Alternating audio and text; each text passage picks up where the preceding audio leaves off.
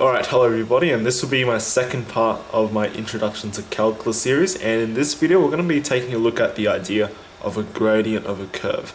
So let's start off with an example here. Let's say we have a car and we also have a sensor at the start here that can measure the distance the car is away from the starting point at any given point in time.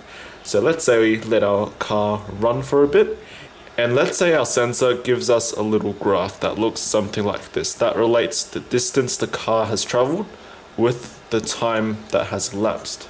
And let's say the sensor gives us 2 points. Let's say it records the position of the car right here and right here. Well, let's assume that the car is traveling at the exact same speed at every instant of its journey. Well, we can use these two data points here to graph a line.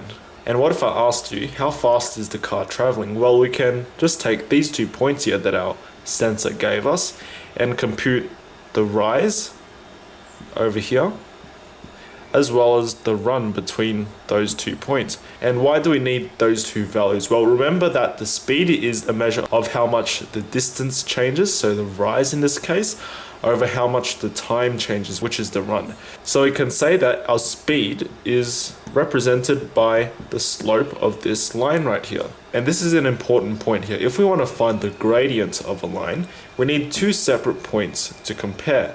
And why do we need 2 points? Well, we need to figure out how much the rise changes as well as how much the run changes. Otherwise, we can't really find the gradient of a line. Alright, so let's say we let our car run for a bit again, and let's say our sensor gives us a new looking graph. Let's say it looks something like that.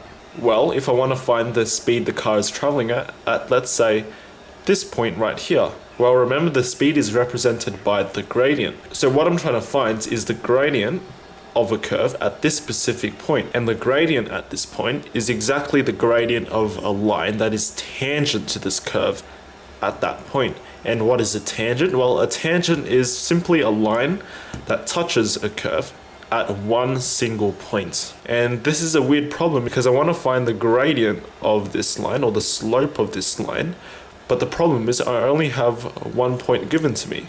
And if I only have 1 point here, how can I find how fast the car is traveling if I don't have any distance to compare or any time to compare between? It's just like letting this car travel for a bit and then taking a camera and then just taking a snapshot of that car, just a single photo. Well, from that photo, how can you even figure out how fast the car is traveling if you only have the position of the car at one singular point? To find the speed, you need another point to be able to compare between, but we only have a 1 point here. So that's an interesting little problem we want to find out. So I won't go too in-depth into the mathematics and equations and all that in this video. I just want to introduce the concept of how to solve this problem right here. Alright, so we wanted to find the gradient of our curve here at this specific point here. But in order to find the gradient, we needed 2 points to be able to compare between. So instead of finding the gradient of a line that is tangent to that point, why not just make a little approximation by maybe selecting another point along the curve. And now since we have 2 points, we can use our usual rise over run business to calculate the gradient of a line that passes through both of those points like so. And just to introduce some new terminology here, a line that passes through 2 separate points along a curve is called a secant. So the gradient of our secant here is just an approximation for the gradient of our tangent line that we wanted to find, that is tangent to the curve, at this specific point. So pretty much we introduced this point right here just as like a little dummy so we can somewhat approximate the actual gradient of our tangent we wanted to find. And just to be clear, I'm going to highlight the point we actually wanted to find the gradient of in red. So the question is now, how do we make our approximation of our actual tangent line better and better and better? Well, would you move this dummy point here away from our original point, or would you move it closer?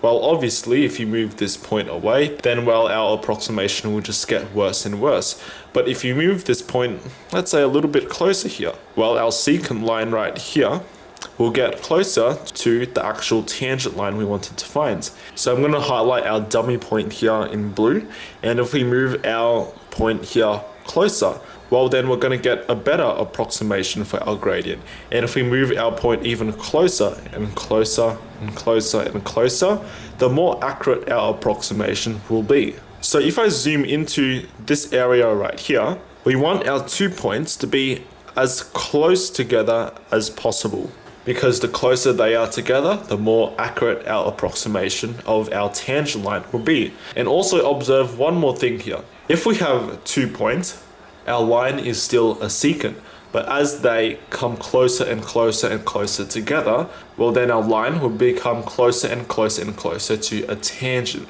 But here's the important thing, that you can't pull this point so close that you have the same point. So you can't have these 2 points being the same point, because otherwise you can't compare any rise or any run. And that's just like our ice cream problem we had in the first video, where the distance between these 2 points here can't be 0, but we can think about what happens to our secant as these 2 points get closer and closer together. Well, what will happen if these 2 points get closer and closer together? Well, we're finally going to get a line that is tangent to this curve at this specific point that we wanted to find. So that's the basic idea of finding the gradient of a curve. All we're doing is we're kind of taking this other dummy point here on our curve to find the gradient of our secant, which was an approximation for our tangent, but we realized the closer these 2 points are together, the better our secant approximates our tangent. And even though our dummy point can't be the exact same point as our original point, we can think about what happens as it gets closer. And what will happen as those 2 points close in on each other, well then our secant will become a tangent. So that's pretty much all for this video. In the next video, we're going to introduce some mathematical notation to represent all of this stuff. But yeah, I'll see everyone next time.